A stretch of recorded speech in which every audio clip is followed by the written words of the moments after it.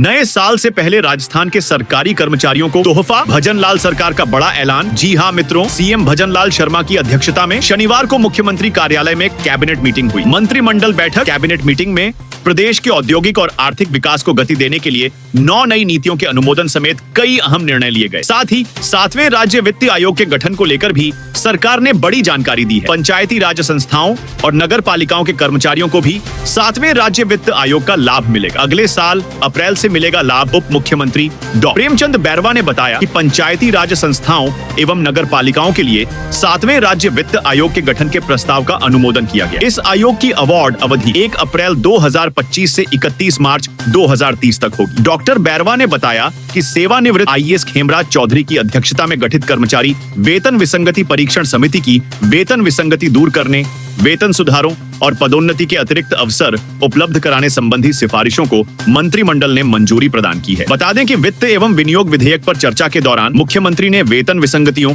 और वेतन सुधार संबंधी सिफारिशों को इसी साल 1 सितंबर से लागू करने की घोषणा की थी। महंगाई का लगा झटका। आज से महंगा हो गया एलपीजी सिलेंडर। जी हां मित्रों, नए महीने की आज 1 दिसंबर से शुरुआत हो गई है। इसके साथ नए बदलाव भी लागू हो गए हैं। इस कड़ी में आज रविवार से एलपीजी सिलेंडर की कीमतों में भी इजाफा कर दिया गया है। दिसंबर की पहली तारीख से ही सिलेंडर की कीमतों में 16 रुपए 50 पैसे तक की बढ़ोतरी की गई है। इससे पहले ऑयल मार्केटिंग कंपनियों ने नवंबर में भी एलपीजी की कीमतों में बढ़ोतरी का ऐलान किया था। दिसंबर के लिए नई दरें आज से ही लागू हो गई हैं। इसके तहत ग्राहकों को कमर्शियल एलपीजी सिलेंडर और महंगा हो गया। साथ ही जेट फ्यूल की कीमतों में भी इजाफा किया गया है। लगातार 5वें महीने बढ़ा एलपीजी सिलेंडर की कीमत। ऑयल मार्केटिंग कंपनियों ने कमर्शियल एलपीजी सिलेंडर की कीमतों में लगातार 5वें महीने बढ़ोतरी किया है। कमर्शियल एलपीजी सिलेंडर की कीमतों में अगस्त से लगातार बढ़ोतरी किया गया है। वहीं जेट फ्यूल यानी एटीएफ के रेट्स में बढ़ोतरी से ग्राहकों को हवाई सफर महंगा पड़ सकता है, जो कि एयरलाइन कंपनियों के हाथ में है।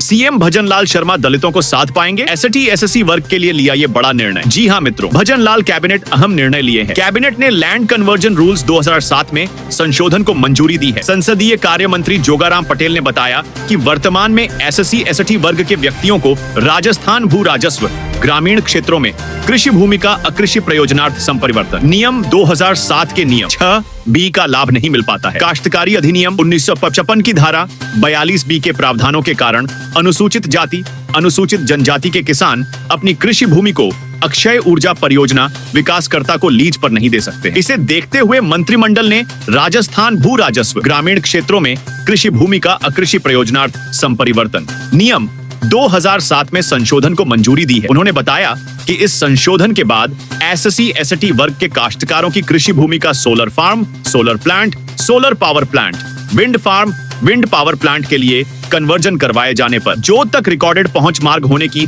अनिवार्यता की बजाय ऐसे काश्तकार की पहुंच मार्ग होने बाबत स्वघोषणा ही पर्याप्त होगी। इसी तरह देय कन्वर्जन शुल्क में छूट का प्रावधान भी किया जाएगा। सरकारी कर्मचारियों की बल्ले बल्ले।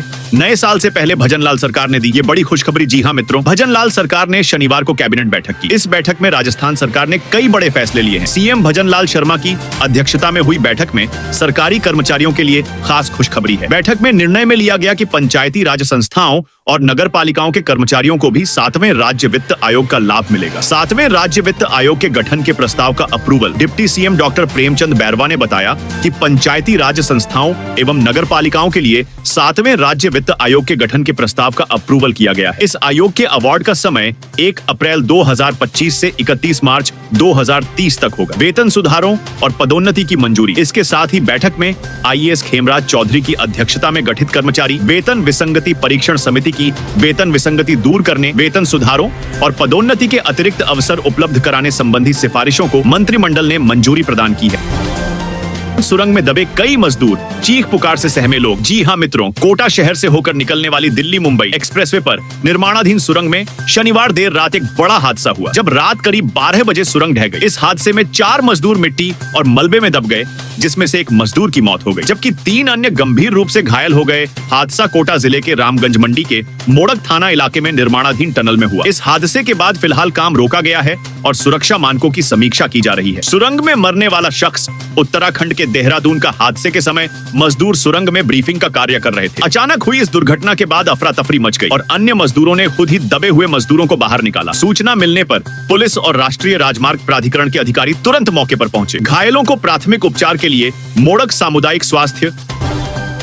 अर्धवार्षिक परीक्षाओं में छात्रों से 3 गुना फीस वसूलने की तैयारी में शिक्षा विभाग लिया बड़ा फैसला। जी हां मित्रों, शिक्षा विभाग की ओर से राज्य स्तर पर आयोजित समान परीक्षाओं के शुल्क में बढ़ोतरी करने की तैयारी की जा रही है। अब विभाग की ओर से छात्रों से 3 गुना अधिक शुल्क वसूल किया जाएगा। विभाग के इस निर्णय से छात्रों के माता पिता पर भार बढ़ने वाला है। शिक्षक संगठनों की ओर से इस फैसले का जमकर विरोध किया जा रहा है। पहले अर्धवार्षिक परीक्षा जिला समान प्रश्न पत्र योजना के तहत आयोजित की जाती थी। इसकी फीस 6 रुपए प्रति विद्यार्थी ली जाती थी। अब नए शुल्क स्ट्रक्चर को लेकर शिक्षा विभाग ने राजस्थान माध्यमिक शिक्षा बोर्ड से संबद्धता प्राप्त सेकेंडरी और सीनियर सेकेंडरी स्कूलों से 9वीं से 12वीं तक के प्रत्येक विद्यार्थी के 20 रुपए परीक्षा फीस लेने का निर्देश दिया है। इतना ही नहीं, शिक्षा विभाग ने चेतावनी दी है कि अगर शुल्क जमा नहीं किया गया और निजी स्कूल अर्धवार्षिक परीक्षा में समान परीक्षा योजना के तहत शामिल नहीं हुआ तो उस स्कूल की मान्यता निरस्त कर दिया जाएगा। साथ ही कार्रवाई के लिए नाम निदेशालय में भेज दिया जाएगा।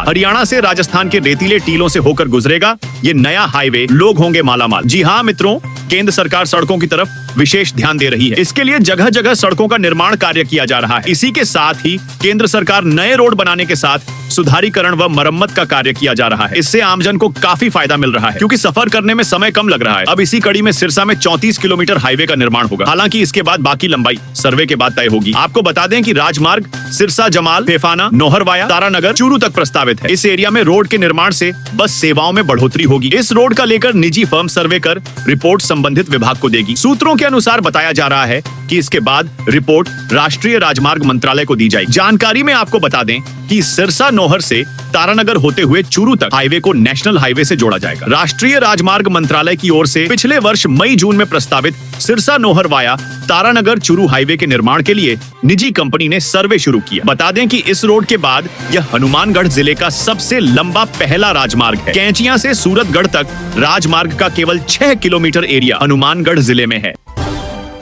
राजस्थान पुलिस अधीनस्थ सेवा नियमों में हुआ बदलाव, भरतपुर और बीकानेर में बनेगा विकास प्राधिकरण। जी हां मित्रों, राजस्थान में सरकारी नौकरियों को लेकर सूबे की भजनलाल सरकार ने बड़े और अहम फैसले लिए हैं। इसके तहत राजस्थान पुलिस अधीनस्थ सेवा नियम में बदलाव किया गया है। इसमें अब 10वीं की जगह 12वीं न्यूनतम योग्यता होगी। आयुर्वेद, यूनानी और होम्योपैथी चिकित्सकों की भर्ती राजस्थान लोक सेवा आयोग RPSC से होगी। इनके सेवा नियमों में बदलाव को मंजूरी मिल गई। इन फैसलों पर शनिवार को हुई भजनलाल कैबिनेट की बैठक में मुहर लगाई गई है। कैबिनेट बैठक के बाद उप मुख्यमंत्री प्रेमचंद बैरवा और मंत्री जोगाराम पटेल ने प्रेस वार्ता कर बताया कि Rajasthan prohibition of unlawful conversion of religion bill 2004 को भी कैबिनेट ने मंजूरी दे दी है। इसमें अब राजस्थान में जबरन और प्रलोभन के जरिए धर्म परिवर्तन नहीं कराया जा सकेगा। इस कानून को अगले विधानसभा सत्र में सदन में पेश किया जाएगा, फिर उसे राष्ट्रपति की मंजूरी के बाद लागू किया जाएगा। भरतपुर और बीकानेर में बनेगा विकास प्राधिकरण। उप मुख्यमंत्री प्रेमचंद बैरवा ने कहा कि बैठक में प्रदेश के उत्थान के लिए